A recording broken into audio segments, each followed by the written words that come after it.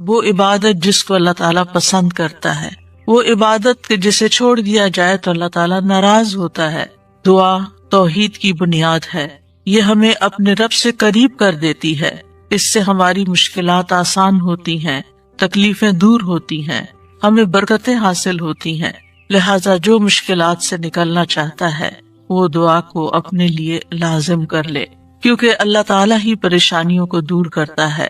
امن یجیب المضطر اذا دعاہ ویکشف السوء، بھلا کون ہے جو لاچار کی فریاد رسی کرتا ہے جب وہ اسے پکارتا ہے اور اس کی تکلیف کو دور کر دیتا ہے۔ تو جو شخص بھی مشکلات سے، پریشانیوں سے نجات چاہتا ہے، اس کے لیے ضروری ہے کہ وہ دعا کو لازم کر لے، کیونکہ اللہ تعالیٰ ہی پریشانیاں دور کرتا ہے۔ اللہ تعالیٰ کے علاوہ کوئی نہیں جو پریشانی دور کر سکے۔ وقتی طور پر کوئی آپ کو دلاسا دے دے گا، کوئی آپ کی ہمت افزائی کر دے گا، کوئی آپ کا دکھ بانٹ دے گا، لیکن آپ کی مشکل صرف اور صرف اللہ تعالیٰ ہی حل کر سکتا ہے۔ وَإِن يَمْسَسْكَ اللَّهُ بِضُرٍّ فَلَا كَاشِفَ لَهُ إِلَّا هُوَ وَإِن يَمْسَسْكَ بِخَيْرٍ فَهُوَ عَلَى كُلِّ شَيْءٍ قَدِيرٌ، اگر اللہ تجھے کوئی تکلیف پہنچائے تو اس کے سوا اسے کوئی دور کرنے والا نہیں، اور اگر وہ تجھے کوئی بھلائی پہنچائے تو وہ ہر چیز پر پوری طرح قادر ہے۔ ہم دیکھتے ہیں کہ عام طور پر لوگ مشکل وقت میں اللہ تعالیٰ کے سوا سب کو بھول جاتے ہیں۔ آخر میں انسان صرف اللہ ہی کو یاد کرتا ہے، اور یہ صرف مسلمان کے ساتھ ہی نہیں، نان مسلمز کے ساتھ، شرک کرنے والوں کے ساتھ، الحاد کا رستہ اختیار کرنے والوں کے ساتھ بھی یہی معاملہ ہے۔ اور اس میں ہم دیکھتے ہیں کہ ایک مرتبہ جب اکرمہ بن ابی جہل نبی صلی اللہ علیہ وسلم سے بھاگ کر کشتی پر سوار ہو گئے، مکہ سے بھاگ گئے اور پھر جزیرۃ العرب چھوڑنا چاہا، اور جس کشتی پر بیٹھے وہ سمندر کے بیچ میں جا کر ڈوبنے لگی، تو کشتی کے مالکوں نے کہا کہ لوگوں اخلاص کے ساتھ دعا کرو۔ اخلاص کا مطلب یہ ہے کہ بتوں کو بھول جاؤ اور صرف اللہ سے دعا کرو، اس لیے کہ اس کے ڈوبنے کو صرف اللہ ہی بچا سکتا ہے۔ تو اس وقت سے چونک اٹھے کہ اسی چیز کی دعوت تو ہمیں محمد صلی اللہ علیہ وسلم دے رہے ہیں۔ اس وقت انہوں نے عہد کیا کہ اگر آج اے رب تو مجھے بچا لے گا تو پہلا کام میں یہ کروں گا کہ میں محمد صلی اللہ علیہ وسلم کے ہاتھ میں اپنا ہاتھ دے دوں گا، میں اسلام قبول کر لوں گا۔ اور پھر آپ جانتے ہیں کہ اکرمہ بن ابی جہل نے کس اخلاص کے ساتھ اسلام قبول کیا، تو دعا کی قبولیت ہی ان کے اسلام کا ایک ذریعہ بنی۔ اور دعا کرنے کی 3 صورتیں ہیں۔ ایک تو یہ کہ اللہ تعالیٰ کی توحید بیان کرنا، جس میں انسان کہتا ہے یا اللہ لا الہ الا اللہ، لا الہ الا انت سبحانک انی کنت من الظالمین، یہ دعا کا ایک طریقہ ہے۔ یہاں آپ صرف اللہ تعالیٰ کی توحید بیان کر رہے ہیں، اپنی کوتاہیوں کا اعتراف کر رہے ہیں۔ پھر اسی طرح آپ کہتے ہیں ربنا، اے ہمارے رب، یہاں بھی آپ اپنے رب کو رب کہہ کے پکار رہے ہیں، گویا اللہ تعالیٰ کی تعریف کر رہے ہیں۔ اور پھر دوسرا طریقہ یہ ہے کہ اللہ تعالیٰ سے انسان صرف بخشش کا سوال کرتا رہے اور رحمت کا سوال کرتا رہے، جیسے استغفر اللہ استغفر اللہ استغفر اللہ، کیونکہ اگر آپ کی بخشش ہو گئی تو آپ کے راستے میں جتنی بھی مشکلات ہیں وہ خود بخود حل ہونا شروع ہو جائیں گی۔ یعنی آپ کو اس وقت کہنے کی ضرورت نہیں ہوگی کہ یار اب مجھے یہ چاہیے، مجھے وہ چاہیے، آپ صرف یہ کہتے ہیں کہ اللہ وہ گناہ جو میرے اور تیرے بیچ میں حائل ہو گئے ہیں، جو تیری رحمت تک مجھے پہنچنے نہیں دے رہے، یا رب تو ان کو دور کر دے، تو مجھے معاف کر دے۔ اور یہ چیز انسان کی مشکلات دور کرنے کا ذریعہ بن جاتی ہے اور اس کی حاجات پوری ہونے کا ذریعہ بن جاتی ہے، جو بھی اس کی زندگی میں کوئی حاجت اور ضرورت ہوتی ہے۔ اسی طرح کبھی آپ اللہ سے صرف رحمت کا سوال کر رہے ہوتے ہیں، یا حی یا قیوم برحمتک استغیث، صرف رحمت مانگ رہے ہوتے ہیں، کیونکہ اگر اللہ سبحانہ تعالیٰ کی رحمت آ جائے تو ساری مشکلات ہی آسان ہو جائیں، پھر تو کوئی غم ہی نہ رہے، کوئی پریشانی ہی نہ رہے۔ اور تیسرا طریقہ ہے کہ انسان اللہ تعالیٰ سے اپنی دنیاوی حاجات مانگے یا آخرت کی ضروریات مانگے، جیسے اے اللہ مجھے مال دے، اے اللہ مجھے اولاد دے، اے اللہ مجھے گھر دے، اے اللہ مجھے گاڑی دے. اور صحابہ اتنی چھوٹی چھوٹی چیزیں میں مانگتے تھے، جیسے جوتی کا تسمہ اگر ٹوٹ گیا تو بھی اللہ سے مانگتے تھے. چھوٹی سے چھوٹی ضرورت سے لے کے بڑی سے بڑی ضرورت تک براہ راست اللہ تعالیٰ سے مانگی جا سکتی، اور اس میں کوئی عیب کی بات نہیں، کوئی گناہ کی بات نہیں. وہ آپ کا رب ہے، وہ سب سے زیادہ آپ کا خیر خواہ ہے، لہٰذا آپ اس سے نہیں مانگیں گے تو کس سے مانگیں گے؟ اور وہ جو سب کچھ دینے پہ قادر ہے، اس سے نہیں مانگیں گے تو کس سے مانگیں گے؟ لہٰذا اس کو پکارتے رہنا چاہیے. تو نمبر 1 طریقہ صرف اللہ کی توحید بیان کرنا، اللہ کی تعریف کرتے رہنا. عرفہ کے دن کی سب سے بہترین دعا کیا ہے؟ لا الہ الا اللہ وحدہ لا شریک لہ لہ الملک ولہ الحمد وہو علی کل شیء قدیر. اس میں کیا مانگا آپ نے؟ کچھ بھی نہیں. آپ نے صرف اللہ کی توحید بیان کی ہے، لا الہ الا اللہ کہا ہے، وحدہ کہا ہے، لا شریک لہ کہا ہے، اپنے آپ کو اللہ کے لیے خالص کیا ہے. یہ دعا ہے. اور پھر دوسرا یہ کہ استغفار اور رحمت کی دعا.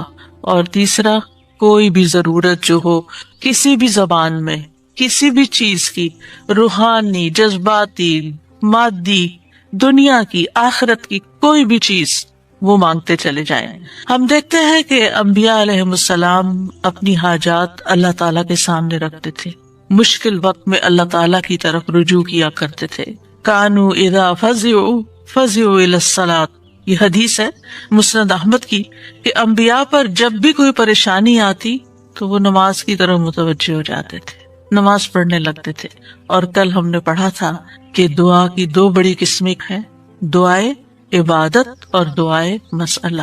کہ عبادت بھی بذات خود دعا ہے، دعائے حال ہے، یعنی ہم ایسی حالت میں ہیں، ایسی عبادت میں ہیں کہ جو اللہ کی رحمت کو ہماری طرف متوجہ کر رہی ہے. انسان سب سے زیادہ اللہ کے قریب کہاں ہوتا ہے؟ سجدے کی حالت میں، اقرب الیہ. لہٰذا خوب خوب وہاں دعا کرنی چاہیے. تو نماز بذات خود پریئر ہے، اس کو کہتے بھی پریئر ہے. جو صلاۃ کا معنی بھی دعا ہے، تو وہ تو دعا کا مجموعہ ہے. اسی لیے وَاسْتَعِینُوا بِالصَّبْرِ وَالصَّلَاةِ، جب انسان پر کوئی مشکل آئے تو فوراً نماز کی طرف جائے اور نماز پڑھ کر اللہ تعالیٰ سے دعا بھی کرے. اور بذات خود اگر نوافل پہ نوافل بھی پڑھ رہا ہے یا طویل قیام کر رہا ہے، طویل سجدہ کر رہا ہے، تو یہ بھی ایک طرح سے دعا یا عبادت ہی کی حالت میں ہے. انبیاء علیہم السلام کی دعائیں کیوں قبول ہوئی؟ ہم ایک کے بعد ایک پیغمبر کے بارے میں قرآن مجید میں پڑھتے ہیں، اور ہر پیغمبر کی دعا کے بارے میں پڑھتے ہیں کہ وہ قبول ہو گئی. کیوں؟ انہم کانوا یسارعون فی الخیرات ویدعوننا رغبا ورہبا. 2 کام تھے ان کے. ایک تو یہ کہ وہ نیکی کے کاموں میں بہت جلدی کرتے تھے، یسارعون فی الخیرات. تو دعاؤں کی قبولیت کے لیے کیا ہے؟ نیکیوں میں جلدی کریں، نیکیوں میں دوڑ لگائیں، نیکیوں میں آگے بڑھیں. وَيَدْعُونَنَا رَغَبًا وَرَهَبًا، اور وہ ہمیں پکارتے تھے رغبت کے ساتھ بھی اور رہبت کے ساتھ بھی، امید کے ساتھ بھی اور خوف کے ساتھ بھی. تو انسان کو اپنے رب کو امید اور خوف دونوں طریقوں سے پکارنا چاہیے. تو ہم دیکھتے ہیں کہ آدم علیہ السلام پر جب پریشانی آئی، شیطان کے کہنے میں وہ آ گئے، اور پھر انہوں نے دعا کی، ربنا ظلمنا انفسنا وان لم تغفر لنا وترحمنا لنکونن من الخاسرین، کہ اے ہمارے رب، ہم نے اپنی جانوں پر ظلم کیا، اگر تو نے ہمیں نہ بخشا، ہم پر رحم نہ کیا، تو ضرور ہم خسارہ پانے والوں میں سے ہو جائیں گے. تو کیا ہوا؟ اللہ تعالیٰ نے دعا قبول کی. فَتَلَقَّى آدَمُ مِن رَبِّهِ كَلِمَاتٍ فَتَابَ عَلَيْهِ إِنَّهُ هُوَ التَّوَّابُ الرَّحِيمُ. اللہ سبحانہ وتعالیٰ نے آدم علیہ السلام کی توبہ قبول کر لی. نوح علیہ السلام کی قوم نے ان کے ساتھ بہت برا سلوک کیا. كذبت قبلهم قوم نوح فكذبوا عبدنا وقالوا مجنون وازدجر فدعا ربه انی مغلوب فانتصر. ان سے پہلے قوم نوح نے بھی جھٹلایا تھا، بس انہوں نے ہمارے بندے کو جھٹلا دیا اور کہنے لگے یہ مجنون ہے، اور وہ بری طرح جھڑک دیا گیا. یعنی قوم کے اوباش قسم کے لوگ ان کو ساتھ ڈانٹ ڈپٹ بھی کرتے تھے. اور بعض روایات میں آتا ہے کہ انہوں نے ان کو اتنا مارا کہ بے ہوش کر دیا. تو انہوں نے اپنے رب کو پکارا، انی مغلوب، رب میں مغلوب ہو گیا ہوں. میرا ان پہ کوئی بس نہیں چلتا، میں ان کے ساتھ ہر طریقہ آزما چکا ہوں، یہ نہیں مانتے، بس تو میری مدد کر۔ کیا ہوا؟ اللہ تعالیٰ فرماتے وَنُوحًا إِذْ نَادَى مِن قَبْلُ فَاسْتَجَبْنَا لَهُ فَنَجَّيْنَاهُ وَأَهْلَهُ مِنَ الْكَرْبِ الْعَظِيمِ، اور نوح کو بھی جب اس نے اس سے پہلے پکارا تو ہم نے اس کی دعا قبول کر لی، پھر اسے اور اس کے گھر والوں کو بہت بڑی گھبراہٹ سے بچا لیا۔ وَلَقَدْ نَادَانَا نُوحٌ فَلَنِعْمَ الْمُجِيبُونَ، اور بلا شبہ یقیناً نوح نے ہمیں پکارا تو یقیناً ہم بہت اچھے قبول کرنے والے ہیں۔ اللہ تعالیٰ نے ان کی دعا قبول کر لی اور پوری قوم کو ڈبو دیا سوائے ایمان والوں کے، اور اپنے بندے کا بدلہ لے لیا۔ یونس علیہ السلام کی مثال ہمارے سامنے ہے کہ جب اپنی قوم سے ناراض ہو کر، غضبناک ہو کر چلے گئے تھے، چلتے چلتے سمندر تک، سمندر سے کشتی میں، کشتی سے مچھلی کے پیٹ میں، اور مچھلی چلی گئی سمندر کی تہہ میں، اندھیروں پر اندھیرے۔ فنادا فی الظلمات الا الہ الا انت سبحانک انی کنت من الظالمین، تو اس نے اندھیروں میں پکارا، تیرے سوا کوئی معبود نہیں، تو پاک ہے، یقیناً میں ظلم کرنے والوں میں سے ہوں۔ تو ہم نے اس کی دعا قبول کر لی اور اسے غم سے نجات دے دی، اور اسی طرح ہم ایمان والوں کو نجات دیتے ہیں، اوروں کو بھی دیں گے۔ ان ساری مثالوں میں ہمارے لیے سبق ہے، ہمارے حالات کتنے بھی تنگ ہوں، ہم کتنی بھی پریشانی میں ہوں، لیکن پیغمبروں سے زیادہ پریشانی ہم پر نہیں آئی۔ بعض جگہوں پر آتا ہے کہ آدم علیہ السلام 300 سال تک یہ دعا کرتے رہے، روتے رہے کہ مجھ سے غلطی ہوئی ہے۔ بالآخر رب نے ان کو کلمات سکھائے اور پھر دعا انہوں نے مانگی اور ان کی نجات ہوئی۔ بعض اوقات آزمائشیں لمبی ہو جاتی ہیں، لیکن ہمیشہ یقین رکھیے کہ رب سنتا ہے، وہ ضرور سنے گا، وہ کبھی بھی مجھے محروم نہیں کرے گا۔ لم اکم بدعائک رب شقیہ، تجھ سے مانگ کر اے رب میں کبھی بھی نامراد نہیں ہوا، تو ضرور سننے والا ہے۔ پھر ایوب علیہ السلام 18 سال تک ایک بیماری میں مبتلا رہے ہیں۔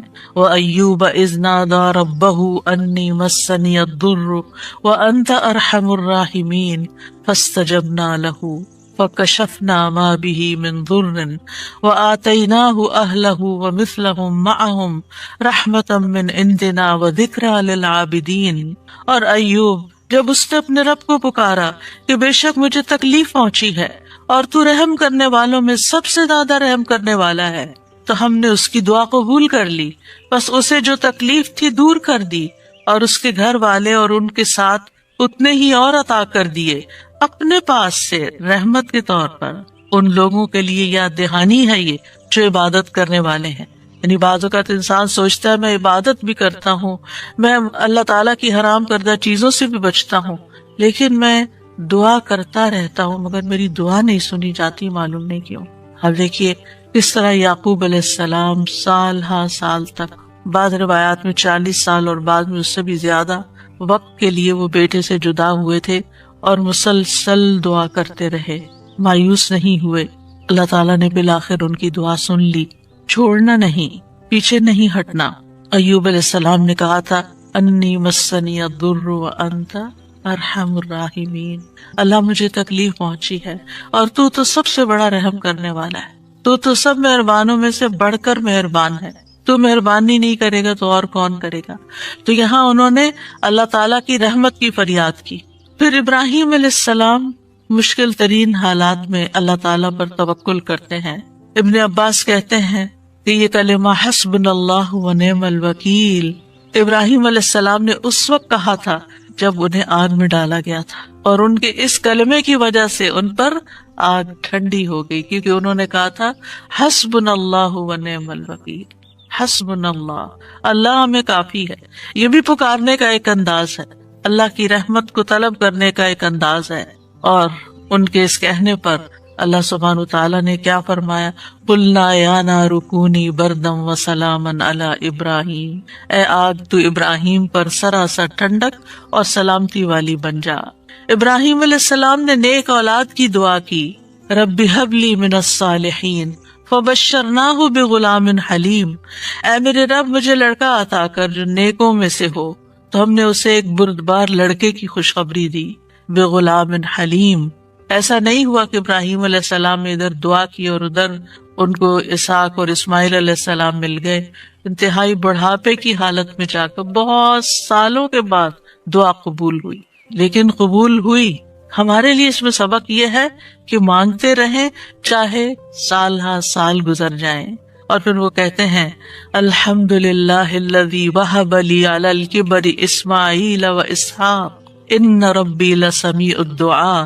سب تعریف اس اللہ کی ہے جس نے مجھے بڑھاپے کے باوجود اسماعیل اور اسحاق عطا کیے، بے شک میرا رب تو بہت دعا سننے والا ہے. اللہ سبحانہ تعالیٰ نے انہیں ہدایت یافتہ اولاد عطا کی تھی. یہ ان کے صبر کا نتیجہ تھا. ان کی زندگی تو مشکل میں گزری، لیکن اس کا بدلہ اللہ نے ان کو کیا دیا کہ ایسی اولاد دی جو ہمیشہ کے لیے ان کے لیے ناموری کا سبب بنی. وَوَهَبْنَا لَهُ إِسْحَاقَ وَيَعْقُوبَ، صرف بیٹا نہیں، بیٹے کے بعد پوتے کی بھی خوشخبری دی. کلن ہدینا، ہر ایک کو ہم نے ہدایت دی. ونوحن ہدینا من قبل، نوح علیہ السلام کو اس سے پہلے ہم نے گائیڈ کیا. ومن ذریتہ داؤد وسلیمان وایوب ویوسف وموسیٰ وہارون وکذالک نجزی المحسنین، اور اس کی اولاد میں سے داؤد اور سلیمان اور ایوب اور یوسف اور موسیٰ اور ہارون، اور اسی طرح ہم نیکی کرنے والوں کو جزا دیتے ہیں. یعقوب علیہ السلام کا حال آپ کے سامنے ہے. انہوں نے اپنے غم اور دکھ کی فریاد لوگوں کے سامنے نہیں کی، لوگوں کو جا کر اپنے دل کا حال نہیں بتایا. کیا کہا؟ انما اشکو بثی وحزنی الی اللہ وأعلم من اللہ ما لا تعلمون. یعقوب علیہ السلام نے کہا بے شک میں اپنی بے قراری اور غم کی شکایت صرف اللہ سے کرتا ہوں، اللہ ہی میرے دل کا حال جانتا ہے کہ یہاں کیسی کیسی بے قراری ہے بچے کی جدائی میں، اور میں اللہ کی طرف سے وہ باتیں جانتا ہوں جو تم نہیں جانتے. بہت کچھ جاننے کے باوجود انہیں یہ نہیں پتا تھا کہ بیٹا مصر میں ہے. اللہ نے نہیں بتایا. وہ کہہ سکتے تھے نا اللہ تعالیٰ مجھے بتا دیں وہ کہاں ہے، آپ تو جانتے ہیں آپ مجھے بھی بتا دیں. لیکن اللہ سبحانہ تعالیٰ نے اس کا بھی ایک وقت رکھا تھا. اگر پیغمبروں کے لیے قبولیت کا ایک وقت ہے تو ہمارے لیے بھی دعاؤں کی قبولیت کا ایک وقت ہوتا ہے. قبولیت کا مطلب یہ نہیں ہوتا کہ بس منہ سے نکلتے ہی بات آپ کی فرمائش پوری ہو جائے. اور پھر آپ دیکھیے کہ کس طرح اللہ تعالیٰ نے ان کی دعا قبول کر لی. اور پھر ہم دیکھتے ہیں کہ یوسف علیہ السلام کی مثال، انہوں نے تو اپنے لیے ایک انوکھی ہی دعا مانگی. قال رب السجن احب الی، قید خانے میں جانے کی دعا کی تاکہ ان عورتوں کا قید اور مکر جو ہے وہ ان سے دور ہو جائے. فاستجاب له ربه فصرف عنه کیدہن، رب نے اس کی دعا قبول کر لی اور ان عورتوں کا مکر فریب حضرت یوسف سے ہٹا دیا. انہ هو السمیع العلیم، بے شک وہ خوب سننے والا خوب جاننے والا ہے. پھر موسیٰ علیہ السلام کی دعا، اس طرح وہ مدین پہنچتے ہیں تھکے ہارے، کئی دن کے پیدل سفر کے بعد جا کر ابھی بیٹھتے ہیں تو فوراً دیکھتے ہیں کہ کچھ لڑکیاں اپنا ریوڑ لے کے کھڑی ہیں، پانی نہیں پلا پا رہی.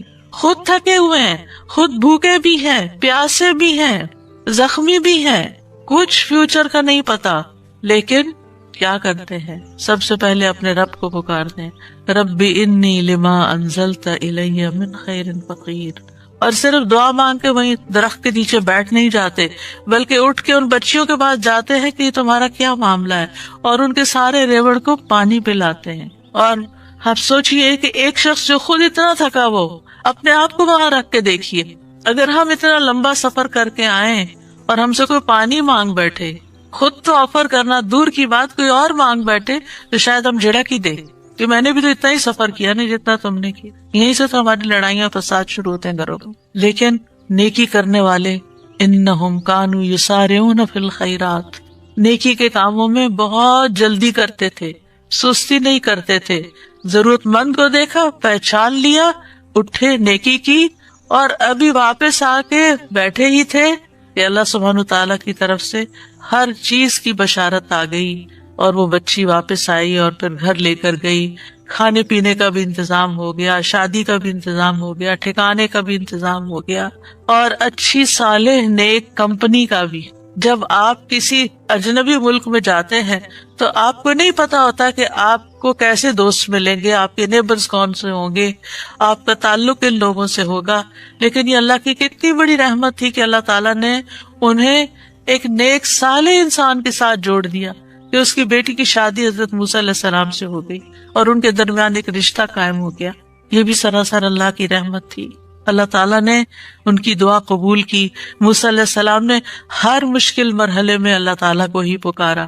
فرعون کے دربار میں جانے لگتے ہیں تو کیا پڑھتے ہیں؟ رب اشرح لی صدری ویسر لی امری واحلل عقدۃ من لسانی یفقہوا قولی واجعل لی وزیرا من اہلی ہارون اخی.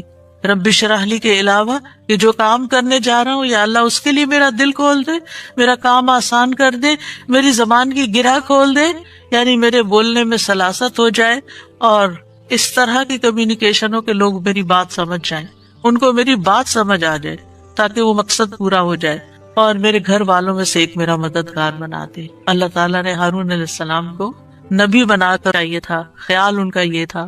واللہ اعلم بما ودعت ولیس الذکر کالانثی. اللہ تعالیٰ نے کیا فرمایا کہ لڑکا لڑکی کی طرح نہیں ہوتا. یہاں جو کام بیٹی کرے گی وہ بیٹا نہیں کر سکتا. اور پھر حضرت مریم سے کیسی خیر دنیا میں جاری ہوئی. اللہ نے ان کو کس طرح چنا، ایمان والی عورتوں کی سردار ہیں. کبھی اللہ تعالیٰ مانگی ہوئی چیز جیسی کوئی تکلیف دور کر دیتا ہے. آپ کچھ مانگ رہے ہوتے ہیں اور ادھر سے تکلیف آ رہی ہوتی ہے، اللہ تعالیٰ اس مانگنے کی وجہ سے اس تکلیف کو پیچھے ہٹا دیتے ہیں. ہم کہتے ہیں ہماری دعا قبول نہیں، کتنی غلط بات کرتے ہیں، استغفر اللہ. ہم کہتے ہیں میری دعا قبول نہیں، بھائی ہو چکی ہے. اللہ نے فرمایا ہے نا اجیب دعوت الداعی اذا دعانی، میں قبول کرتا ہوں. کیسے کہتے ہو نہیں قبول ہوتی؟ ہوئی ہے، تمہیں نہیں پتا کس شکل میں ہوئی ہے. تم چھوٹی چیز مانگ رہے تھے، میں تمہیں بہتر دینے والا ہوں. تم کچھ مانگ رہے تھے، میں تم سے مصیبت دور کر رہا ہوں. اگر وہ مصیبت دور نہ کرو تو یہ تمہاری مانگی ہوئی چیز مل بھی جائے تو تم فائدہ نہیں اٹھا سکتے اس سے. نبی صلی اللہ علیہ وسلم نے فرمایا جو مسلمان کوئی ایسی دعا کرے جس میں گناہ یا قطع رحمی کا کوئی پہلو نہ ہو تو اللہ اسے تین میں سے کوئی ایک چیز ضرور عطا فرماتے ہیں. یا تو فوراً ہی اس کی دعا قبول کر لی جاتی، یا آخرت کے لیے ذخیرہ کر لی جاتی، یا اس سے اس جیسی کوئی تکلیف دور کر دی جاتی. صحابہ نے عرض کیا اس طرح تو پھر ہم بہت کثرت کریں گے. آپ نے فرمایا اللہ اس سے بھی زیادہ کثرت والا، یعنی آپ بہت مانگو گے تو اللہ تعالیٰ اس سے بھی زیادہ دے سکتا ہے، تمہارے مانگنے سے بھی زیادہ دے سکتا ہے. کبھی گناہوں کا کفارہ بن جاتی ہے. حدیث میں آتا ہے وَإِمَّا أَن يُكَفَّرَ عَنْهُ مِن ذُنُوبِهِ بِقَدْرِ مَا دَعَا، یا پھر اس دعا کی وجہ سے اس کے گناہوں کا کفارہ ادا ہو جاتا ہے، ایکسپیشن ہو جاتی ہے. یعنی بعض اوقات ہماری نماز میں کوئی کمی رہ جاتی ہے، بعض اوقات روزے میں رہ جاتی ہے، زکوٰۃ میں رہ جاتی ہے. کئی چیزیں ہیں جو ہمارے فرائض ہیں ہم ادا کر رہے ہوتے ہیں لیکن کہیں نہ کوئی کمی ہوتی ہے اور اس کا ہمیں پتہ ہی نہیں چلتا. کبھی وضو میں کوئی کمی رہ جاتی ہے تو ان چیزوں کا پھر کفارہ تو کرنا ہے نا. تو پھر یہ دعائیں جو ہیں یہ اس کبھی کوتاہی کا بھی کفارہ کرتی. پھر یاد رکھیے کہ جو لوگ مایوس ہوتے ہیں اور اللہ سے مانگتے نہیں، مانگنا چھوڑ دیتے ہیں، تو اللہ تعالیٰ نے ایسے لوگوں کی مذمت بیان کی. اگر وقتی طور پر وہ نہیں مل رہا جو آپ کے دل میں اٹکا ہوا ہے کہ یہی ملنا چاہیے، اور پھر آپ کو نہیں ملتا اور آپ دعا مانگنا چھوڑ دیتے ہیں، تو یہ طریقہ درست نہیں. وقال ربکم ادعونی استجب لکم، تمہارا رب فرماتا ہے مجھ سے دعا کرو میں تمہاری دعا قبول کروں گا. ان الذین یستکبرون عن عبادتی، بے شک جو لوگ میری عبادت سے تکبر کرتے ہیں، سیدخلون جہنم داخلین، وہ جہنم میں ضرور ذلیل و خوار ہو کے داخل ہوں گے. دعا روک دینا یہ سوچ کر قبول نہیں ہوتی تو فائدہ نہیں مانگنے کا. یہ کیا ہے؟ دراصل اللہ سے مایوس ہونا، نا امید ہونا اور اللہ سے ناراض ہونا. تبھی تو آپ اس کو چھوڑ رہے ہیں، پھر آپ کہاں جائیں گے؟ اللہ تعالیٰ کو یہ چیز سخت ناپسند ہے.